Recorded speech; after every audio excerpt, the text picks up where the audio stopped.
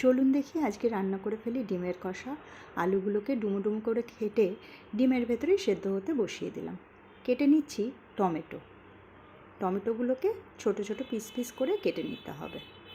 পেঁয়াজটা কেটে রেখেছি, পাটায় বেটে নিচ্ছি আদা, রসুন, জিরের গুঁড়ো, ধনের গুঁড়ো, সামান্য একটু কাঁচা জিরে।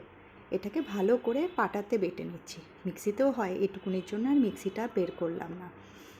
এরপর বেটে নিয়ে এটাকে আলাদা করে রেখে দিলাম।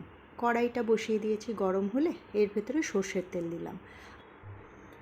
সর্ষের তেলটা গরম হলে ওর ভেতরে দিয়ে দিলাম ছোট 1 চামচ হলুদটা দিয়ে ডিমটা ভাজলে ডিমটা খুব ভালো দেখতে হয় আমার মনে হয়। এরপর ডিমটা যেহেতু আগে ফাটাইনি, খুন্তি দিয়ে হালকা করে একটু চিড়ে নিলাম, দিয়ে ডিমটাকে ভালো করে ভেজে নিলাম। ডিমটা ভালো ভাজা হলে গন্ধও থাকে না এবং খেতেও ভালো লাগে। এরপর কড়াই থেকে ডিমটা তুলে নিয়ে কড়াইতে আরেকটু তেল দিয়ে গোটা জিরে ফোড়ন দিলাম। গোটা জিরে ফোড়নটা দিয়ে এর ভেতরে দিয়ে দিলাম একে একে পেঁয়াজ এবং একটু পরে দিয়ে দিলাম টমেটো, আর আদা রসুনের যে পেস্টটা করে রেখেছিলাম সেটাও দিয়ে দিলাম।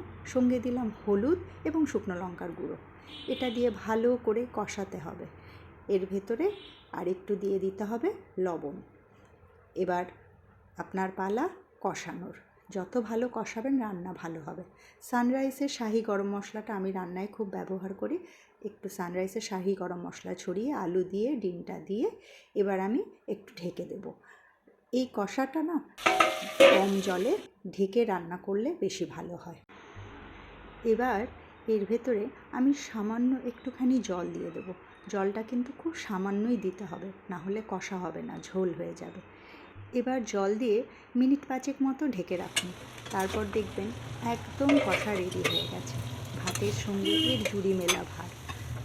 এটা পরোটা বা রুটির সঙ্গেও খেতে পারেন, তবে আজ আমরা ভাতের সঙ্গেই খাবো।